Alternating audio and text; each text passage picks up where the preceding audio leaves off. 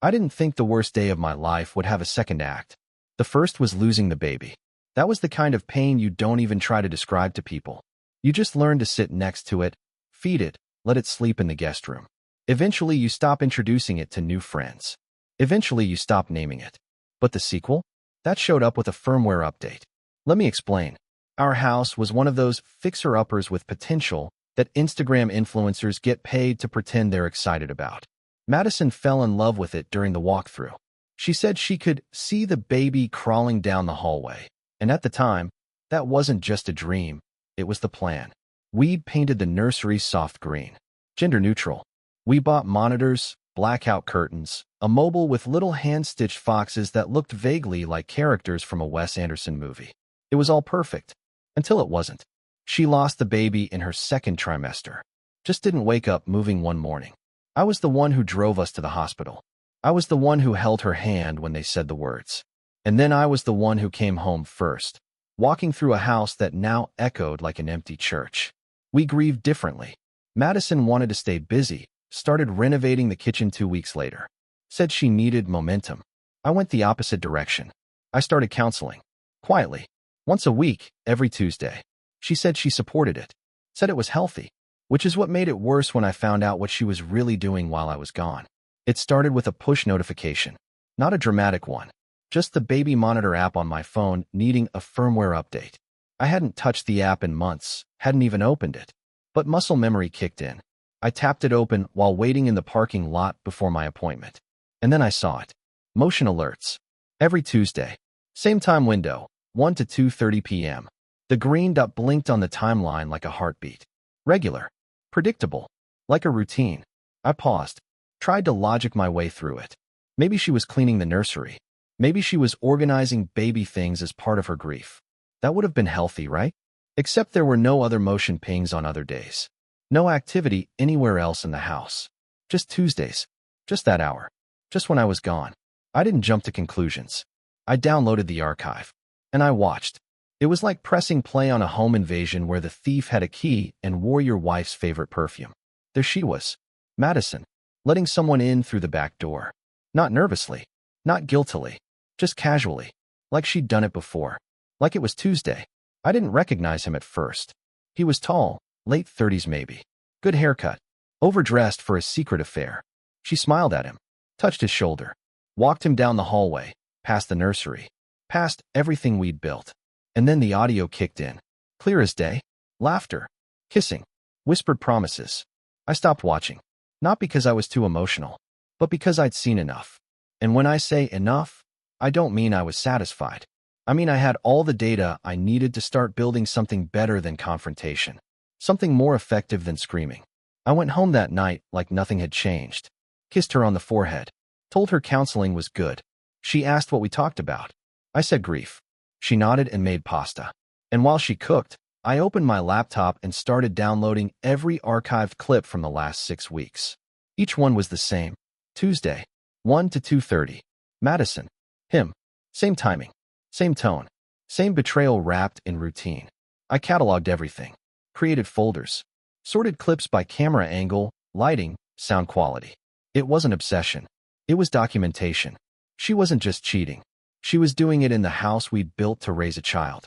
In the shadow of a nursery we never got to use. While I sat in a circle of folding chairs telling strangers how I missed a heartbeat I never got to hear. She thought I'd never find out. Thought the cameras were for babies, not surveillance. Thought I'd given up. She was wrong. And I hadn't even gotten to the twist yet. Because the guy, the one who smiled like he belonged here, the one she walked through our house like a realtor giving a private tour, he was a realtor. Our realtor. The guy who sold us the house. The guy who handed us the keys and said, "This place has great energy." The guy whose name was still on our fridge magnet calendar. Call Travis for all your home needs. Well, Travis, I needed something all right. But it wasn't a new home. It was justice. And unlike Madison, I believe in doing things the right way. I wasn't going to scream. I wasn't going to post angry rants or cryptic tweets or "I deserve better" stories on Instagram. I was going to curate a revenge that felt earned, artful, symmetrical. So I opened a blank video project and got to work. But this wasn't just going to be a scandal reel. It was going to be a tour. Welcome to the open house from hell. I wasn't angry. I mean, sure, if you're keeping score, I had every right to be. But anger is loud, sloppy, the kind of emotion that makes people punch drywall and post motivational quotes about cutting out toxic energy. Madison wasn't worth drywall repairs or emojis. She was worth exactly one thing: a slow, silent, precision-guided detonation. And I had the blueprint sitting right there in my baby monitor footage. The thing is, I don't think she knew I still had access. When we lost the baby, she wanted to get rid of everything: crib, blankets, monitor, all of it. I told her I'd do it. Told her I'd clear the account and uninstall the cameras myself. She nodded, said that was fine, but I never pulled the plug. I couldn't. Maybe part of me wanted to hang on to the idea of what might have been. Maybe I just didn't want to touch anything. Or maybe, deep down, I knew something didn't feel right. Either way, the nursery cam stayed online, connected to my cloud account. And Madison never asked about it again. Until now. Now, it was my surveillance tool, my time machine, and my motive. But before I built the revenge piece, I needed to be sure. Fully sure. So I dug deeper. Turns out our real estate agent, Travis, wasn't just some charming guy with a cheesy smile and aggressively good breath. He was a hustler, specialized in flipping emotional wrecks like our house to couples in transitional moments. Divorces, marriages, pregnancies, grief. He knew exactly when to pounce. He met Madison before I did. That was the twist. Found it buried in an email thread she accidentally forwarded to our shared folder back when we were getting pre-approval documents together. Subject line, showing next Thursday. Let's manifest it, winking face. Dated 3 weeks before we toured the house. They'd already been in contact. Already walking through listings. She just never told me. Found this one on accident, she'd said when she showed me the Zillow link. Right. Accident. Travis was her inside man. A good-looking shoulder to cry on while I was piecing myself back together in a church basement full of grief-stricken dads and empty chairs. I went back through the footage. Looked for patterns. He never stayed longer than an hour and a half. Always came in through the back door. Always parked down the street. Always wore the same dumb sport coat that made him look like he was 5 seconds away from selling life insurance. But what really stuck with me was how comfortable he looked. Like he wasn't just visiting. Like he'd been here before. The way he walked around the living room, glanced at his reflection in the microwave, adjusted his hair in the hallway mirror. He belonged here. Or thought he did. And that was the final puzzle piece. I had the footage. I had the context. Now I needed to weaponize it. So I opened Final Cut Pro and started dragging in clips. Tuesday after Tuesday, week after week, I cut them down into a highlight reel. Nothing graphic, just implication. Him slipping in. Her meeting him at the door. The same damn kiss in the foyer. Their shoes lined up by the nursery like some domestic horror film. Then I added the soundtrack. Cheerful ukulele music. Real estate tour music. Stock audio that made the whole thing feel like an episode of House Hunters, Homewreckers Edition. Text overlays came next. Welcome to your dream home. Perfect for growing families or destroying them. Features include stainless steel appliances, vaulted ceilings, and weekly betrayal. I added fake listing details, too. Open concept floor plan. And apparently, open concept marriage. Bonus room ideal for secret rendezvous. Nursery cam captures all the action, literally. And the piece de resistance? The final clip. Madison walking Travis past the nursery. Her voice, caught clearly on audio, saying, "We never used this room. It's just there." I left a beat of silence. Then added my final overlay in bold white letters. Presented by Travis H. Your home, your haven, your affair. Fade to black. I sat back in my chair and watched it twice. Not for quality control. For satisfaction. It wasn't just revenge. It was poetry. And I wasn't done. See, most people would have uploaded it somewhere anonymous. Maybe sent it to her boss. Maybe emailed it to a friend. But I wanted a bigger audience. I wanted to hit her right where she thought she was safest. The HOA group chat. Yeah, that one. The smug little neighborhood group where people complain about uncut lawns and debate what shade of white is acceptable for mailbox posts. Madison loved that chat. Treated it like her own social media platform. Shared pictures of her sourdough. Gave recommendations for dog groomers and curtain rods. She was the queen of cul-de-sac clout. And in that chat, her parents. Both of them. Her mom especially, who commented under every photo like it was a Facebook fan page. So, I renamed the file, Perfect Family Home, Realtor Video Tour. No clickbait. No hint. Just a simple, professional name. Then I attached it to a message and typed, "Hey neighbors, thought you'd enjoy this fun little house tour Madison helped put together. Real passion project. Some real, candid moments." Smiley face. Then I hit send. Blue check. Delivered. Then gray check. Viewed. Then silence. It took less than 5 minutes. First response came from Janet C., HOA board secretary. "Is this a joke?" Then, "Oh my God, Madison? What is this? Is this your house? Travis? As in Travis H? Please delete this. This is private. I'm calling Madison. This is incredibly inappropriate. Wait, is that your nursery?" And then from her mom, "Madison, call me right now." I locked my phone, not to escape the chaos, to let it marinate, because the truth wasn't just out. It was viral, in the most localized, humiliating way possible. No influencers, no hashtags, just a controlled detonation inside the social bubble she cared about most. And Travis? Well, Travis had a license that came with very specific ethical codes. You can't sleep with clients during an ongoing deal. You definitely can't carry on an undisclosed relationship that materially affects a sale. And if you're dumb enough to do both in a house you brokered, and dumb enough to let it be recorded, then congratulations, you're getting sued. Because the footage wasn't just gossip fuel. It was evidence. And I had already forwarded it to the Texas Real Estate Commission with a formal complaint. But I wasn't stopping there. I filed a lawsuit too. Violation of fiduciary duty. Emotional distress. Failure to disclose a material relationship during property sale. State law is real murky on this stuff. But it was enough to get his license suspended pending review. And Madison? She went silent. The kind of silence that isn't just shock, it's strategy. Because she knew it was over. Not just us, but everything. The house. The group chats. The illusion. The pity narrative she was probably hoping to spin out of our loss. She was radioactive now. And the best part? She was still living in that house. The one with the open floor plan. And the open shame. I didn't hear from Madison for 3 days. Not a text. Not a call. Not a flaming bag of divorce papers on my doorstep. Which was impressive, considering the HOA chat was still detonating like a chain of landmines, and the real estate ethics complaint I filed had already hit preliminary review. You'd think a woman whose world just collapsed in 4K resolution might at least drop a "you're a monster" into my inbox. But nope. Silence.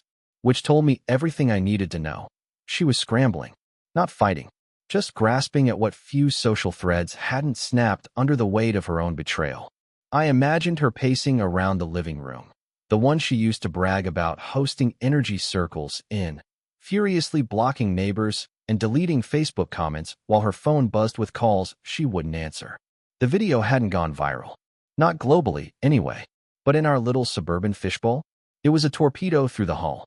See, suburban HOA chats aren't just for passive-aggressive lawn complaints and lost cat alerts. They're ecosystems. Petri dishes of gossip, judgment, and carefully curated performance. And Madison? She'd curated the hell out of hers. Homemade pasta posts. Bathroom towel samples. Vote number 3 for community garden budget. Enthusiasm. It was her domain. And now it was ash. By the time the group moderator disabled replies on the thread, the damage was done. Screenshots were floating around in private messages. Rumors had jumped to other neighborhood circles. I'd even gotten a text from an old friend of hers who lived across town. "Dude, I heard Madison's living in a real-life Zillow horror story." I replied with a thumbs-up emoji. And still, nothing from her. No attempt to explain, to deny, to salvage. Just digital vapor. But Travis? Oh, he broke the silence. The call came on a Thursday afternoon, 2 days after the HOA video premiered and 1 day after the licensing board acknowledged the complaint. I didn't recognize the number, but something in my gut said, "This is going to be fun." "Hello." Silence. Then a throat clear. "Is this Alex?" "Yep. This is Travis Howard." His voice had that rehearsed smoothness, like he was still trying to sell me something. "Yeah, I know. I think we need to talk." I leaned back in my chair, let the pause hang. "All right," I said. "Talk. I don't know what you think you saw, but..." "Let me stop you right there," I interrupted. I didn't think I saw anything. I archived it, backed it up, synced it to the cloud. I saw you walk into my home, week after week, while I was at counseling for a child we lost, and I watched you do it with my wife. He exhaled. Okay, look, I'm not proud of what happened, and I get that you're angry. I'm not angry, I said. Anger implies emotional investment. I'm in legal mode now. Silence again. Then, you sent that video to a public group chat. HOA isn't technically public. But don't worry, I also sent it to the Real Estate Commission, along with a breakdown of your undisclosed relationship during a property transaction and timestamped entries that prove you were violating ethics codes. You can't do that. Oh, I did. That's slander. I smiled. Nope. Slander's verbal. This is evidence. He cursed under his breath. You're ruining my life. I didn't flinch. Then I guess we're even. Click. That was the last I heard from Travis Howard, real estate professional. His license went into review suspension a week later, and I got a lovely follow-up from the Texas Real Estate Commission stating they'd be pursuing further investigation. Apparently, I wasn't the first complaint they'd received, just the most organized. Funny how receipts change the tone of things. As for Madison, her disappearance ended that Sunday. Not dramatically, just a single post in the HOA feed. Hello all, due to recent personal matters, I'll be stepping back from community involvement. Wishing you all peace and continued growth. 12 words. No apology. No clarification. Just a vague farewell from a woman who once live-streamed herself installing curtain rods with acoustic indie folk playing in the background. And then, like a ghost with Wi-Fi, she vanished. I checked her social media out of curiosity. Instagram, wiped clean. Facebook, private. LinkedIn, still up, but suddenly listed her as on sabbatical and pursuing creative rest. Which is code for, I got nuked and I'm pretending I meant to. But the best part? The house. Our house. Still in her name, still under her mortgage, and now listed, wait for it, for sublet. She couldn't sell it. Not with the drama still fresh. Not with her reputation stuck to it like a bloodstain on the carpet. So she tried to lease it. Quietly. Through a third-party platform with a neutral description. Beautiful open-concept home in a peaceful neighborhood. Perfect for working professionals. I created a fake tenant account. Inquired. Then submitted a review. Lovely place. Spacious. But ask about the previous tenant's vibes. It was petty, but it felt right.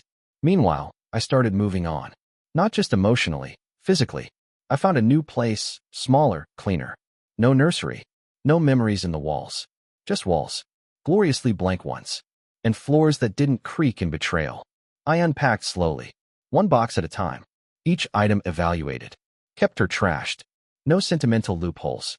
If it made me pause, it didn't make the cut. New coffee mugs. New sheets. New morning routine. No ghosts. I even started talking to someone again. Nothing serious. Just coffee. Just normal. Her name was Erin. We met at grief counseling, of all places. She'd lost someone too, her dad. No romantic tension, no games.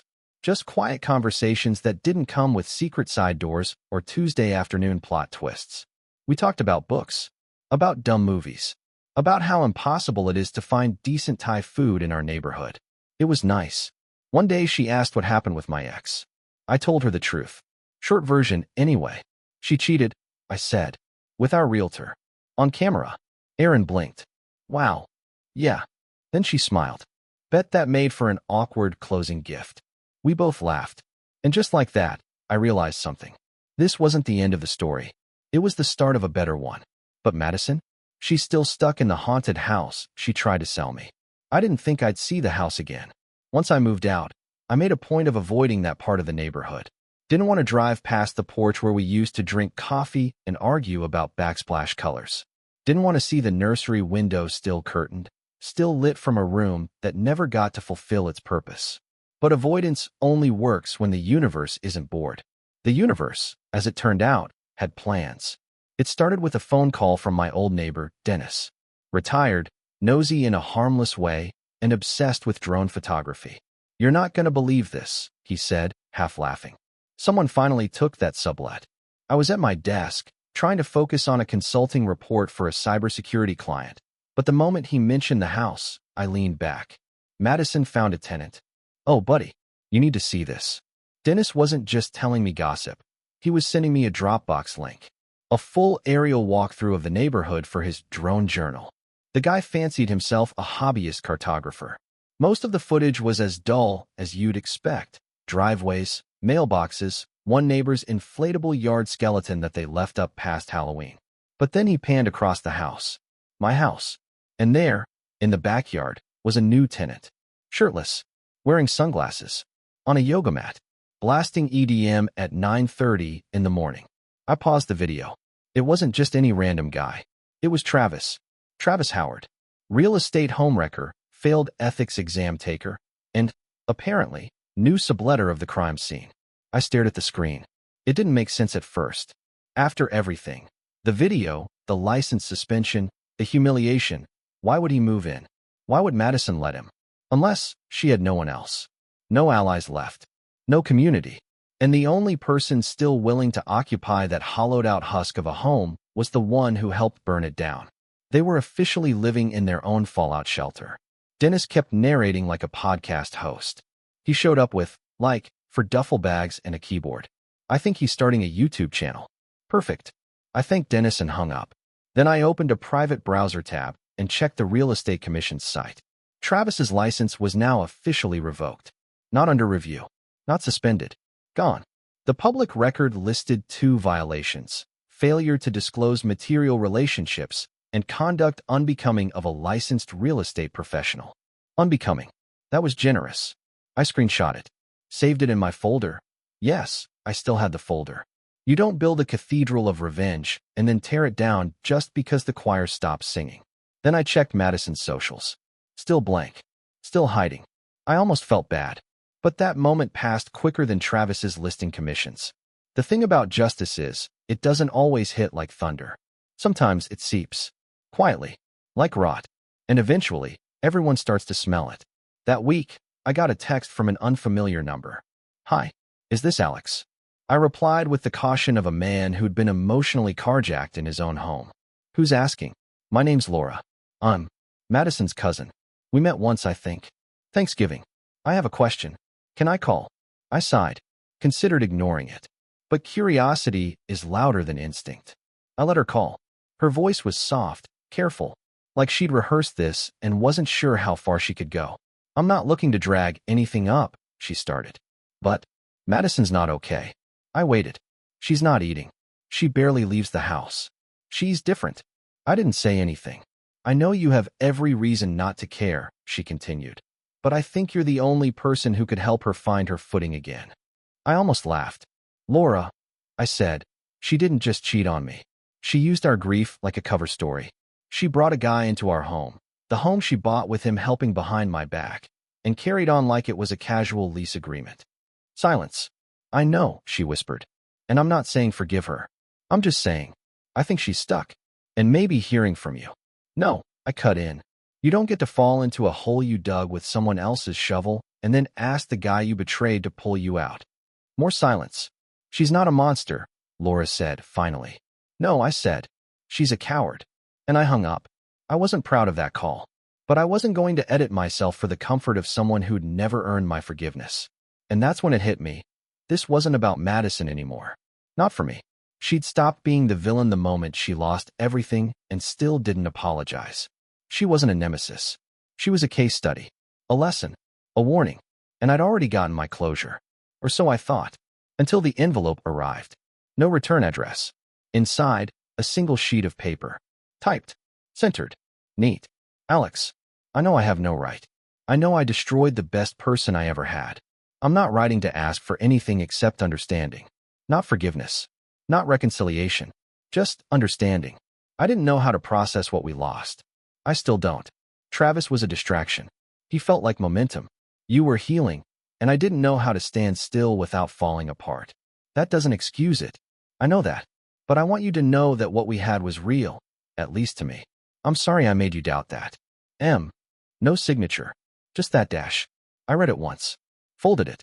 Put it in the back of a drawer I never opened. She wasn't wrong. Travis was momentum. The kind of momentum that spins out and takes everything with it. But Madison had never tried to stop the car. She just closed her eyes and hoped I'd grab the wheel. I didn't. Because I finally understood something. Some houses aren't meant to be lived in. They're meant to collapse. And sometimes, the best thing you can do is leave the rubble exactly where it is. The funny thing about disasters is how normal things start to look after the smoke clears. You'd think scorched earth would be hard to miss, that there'd be warning signs taped to the front lawn or crime scene tape on the porch railing. But no, grief doesn't leave debris you can sweep up. Betrayal doesn't stain the carpet. You just get up one day and realize, this place doesn't own me anymore. And that realization hit me standing in the checkout line of a Target, buying new pillowcases. Not symbolic ones, just normal ones. Charcoal gray. No throw pillows, no embroidery, no live, laugh, love script crawling across the fabric like a passive-aggressive tattoo. Just pillowcases. Mine. And it hit me, somewhere between the self-checkout beep and the teenage cashier chewing gum like it owed him money. Madison used to pick all our bedding. She called it curating the sleep space. I just called it lying awake in a bed I no longer recognized. Not anymore. I was rebuilding. Quietly. Piece by piece. Without Instagram reels or curated morning light shots. But Madison? She wasn't rebuilding. She was still inside the wreckage, decorating the walls. I knew this because one of the neighbors, Valerie, who ran the HOA bake sale like a military op, sent me a message out of the blue. Subject line weird. Hey Alex, I know this might be none of my business, but let's be honest, I always make it my business. But I thought you should know. Madison and Travis are hosting an open house. Not to sell, just as a gathering. She's calling it an intentional reset. There's a flyer. Attached. Just figured you'd want to see it. She attached a photo of the flyer. It was real. A square Instagram-ready graphic that looked like a TEDx event poster, complete with a grainy photo of the house, our house, and faux inspirational fonts that read, "An evening of renewal. Come see how we turn heartbreak into harmony. Open house. Open hearts. Open wine." I almost choked. It wasn't a joke. It was a theme. Madison had turned the site of her betrayal into a branded social event. I sat back in my chair, blinking. Open house. Open hearts. Open wine. I wanted to laugh. I wanted to throw my laptop out the window. I wanted to get on the phone with someone and scream about how the woman who'd turned my life inside out was now giving guided tours of our post-trauma floor plan. But I didn't, because I realized something else. She was trying to reframe the story. Again, she wasn't just hosting an event. She was launching the next phase of her damage control campaign. Madison 3.0, the resilient rebrander. The woman who took devastation and spun it into domestic feng shui. She was counting on no one remembering the footage. She was counting on the embarrassment fading, the HOA thread being deleted, the lawsuit forgotten, the ethics violation becoming a footnote. She was banking on America's favorite currency, short memory. But I still had mine. And more importantly, so did the internet. I waited. Didn't respond to Valerie. Didn't tell anyone. Just circled the date on my calendar and made a plan. Not to crash the party. Not to shout in the driveway. But to finish what I started. See, the thing about data is, it doesn't delete itself. The baby monitor footage? Still in cold storage. The edited video I sent to the HOA? Still in my vault. And the lawsuit documents, the ethics report, the messages from neighbors? Archived. Tidy. Perfectly time-stamped. So I gathered it. All of it. And I compiled it into a digital booklet. Simple layout. Sleek. Minimalist. Black cover, white text. Titled, "The House That Grief Built, Then Got Burned Down in Slow Motion." Inside, the timeline. The photos. The emails. The violations. The ethics citations. The direct quotes from Madison herself. Text messages, voice memos, transcripts from group chats she thought were private. Then I printed it. 20 copies. Glossy paper. And on the night of the open house, I showed up. Not dressed for war. Just normal. Dark jeans, jacket, no expression. The kind of outfit you wear to a funeral where you're not the one crying. She didn't see me at first. There were about 15 people there, mostly new neighbors, and a couple of Travis's attempt at hipster friends wearing scarves indoors. The lights were low. The wine was flowing. The air smelled like eucalyptus and manipulation. She was giving a tour. "And this is the nursery," I heard her say, gesturing toward the room I once painted while crying into a podcast about infant CPR. "We've kept it simple. Open to interpretation. Some spaces are just meant for quiet energy." I stepped forward and placed a copy of the booklet on the console table next to the cheese board. She turned, mid-sentence. and froze. Her face didn't crack. Madison never cracked. But I saw it, the flicker behind her eyes. That split second of he knows. I didn't speak. Just walked the perimeter, setting down booklets like place cards at a wedding hosted by Karma. One by the wine glasses. One on the staircase. One near the diffuser pumping out lavender lies. Travis noticed too. He made his way toward me, chest puffed out like a guy who still believed in redemption arcs. "You need to leave," he said quietly. "I'm just making sure the truth gets a fair showing," I replied. He reached for my arm. I stepped back. "You touch me," I said calmly, "and I'll add assault to the folder." He blinked. I handed him a copy. Page 13. Real estate clause. It's a good read. And then I left. No yelling. No speech. No mic drop. Just the sound of their open house getting a little too open. I walked to my car. Drove home. Sat in silence. The next morning, 3 neighbors texted me. "Thank you. Didn't know the full story. You were right to walk." And Madison? She deleted the flyer from her Instagram. Travis deactivated his account. The intentional reset never got a sequel. Because sometimes, the truth doesn't need to go viral. Sometimes, it just needs to be seen, again, loud enough to remind them. You can redecorate all you want. But some homes, they never stop echoing. It's funny how quickly people forget where the bones are buried. A few weeks after the open house of shame, the neighborhood slipped right back into its default programming. HOA bake sales. Passive-aggressive parking notes. Someone launched a petition to ban leaf blowers on Sundays. Madison disappeared from the group chat entirely. Her house, our house, sat there like a monument to bad decisions and overpriced quartz countertops. I drove by once. Just once. Not to spy. Not to mourn. Just to make sure it was real. That it was still standing after all that had gone down inside it. And it was. Except now there were wind chimes on the porch. The fake kind from Amazon with a forced boho aesthetic. I'm sure they sounded just as hollow as everything else she tried to rebuild. I didn't slow down. Didn't turn my head. Just took a mental snapshot, filed it away, and kept driving. You'd think the story ends there. Neatly tied up with poetic justice and a metaphorical sunset. But no, there was one last twist waiting. And it came in the form of an email. Not from Madison. Not from Travis. From a law office. Subject line, request for mediation, civil defamation inquiry. I opened it. Read it. Reread it. And laughed. Not a belly laugh. Not a haha that's hilarious laugh.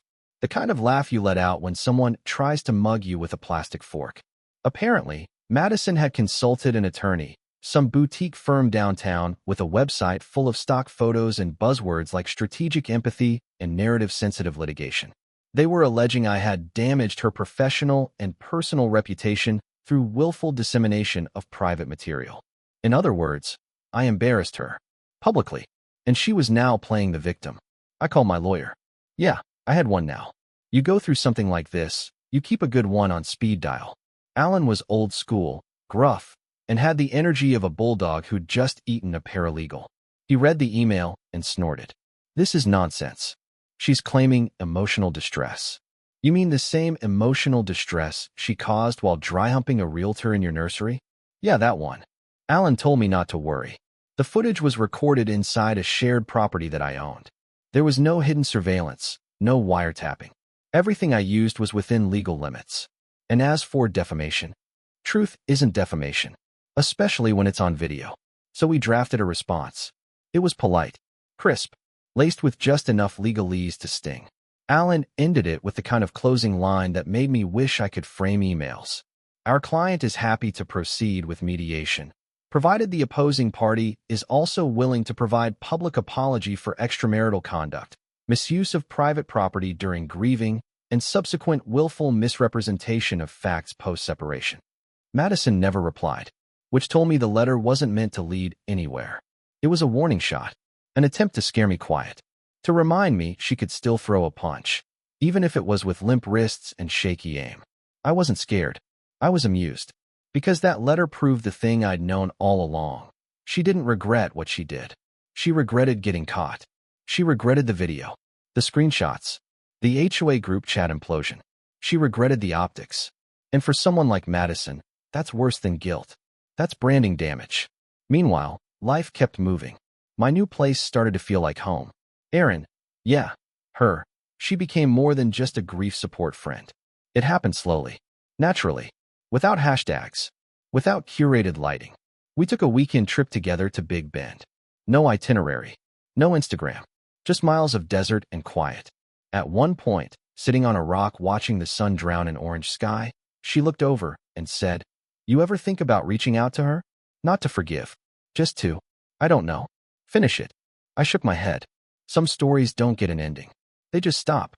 That's enough. And I meant it. But the universe, being the nosy sitcom writer that it is, wasn't quite done with me yet. Because 2 weeks later, I got another email.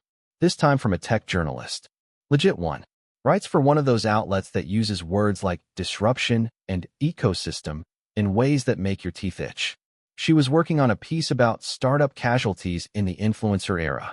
Said she'd come across my name in connection with the FLYTE project, which, if you remember, was Madison's failed startup. The one she pretended wasn't a crypto pyramid with pastel branding. She wanted to talk. I hesitated. Part of me wanted to ignore it. Move on. But then I thought about all the crap Madison spun. Her posts, her healing narratives, her attempt at recasting herself as the victim of me. I said yes. We met at a cafe downtown. Neutral territory. No lavender diffuser in sight.